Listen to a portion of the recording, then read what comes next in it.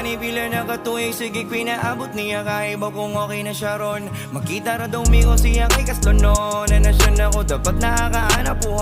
Sakit pero kailangan na akong dawaton nga wala nagkawan ay paglaong. Magkaugalingon din na ako nilaron. Di na ako nilaron.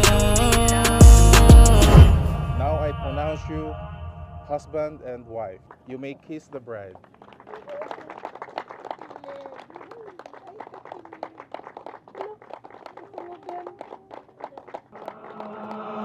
Ang mabuhat na ko ani mo suporta na lang. Unta magmali pa yun ka sa imong napilian. Ako okay ra, basta di ka pasakitan. Bitaw okay ra, wala ra ko nasakitan, yeah. Move on, move on, move on.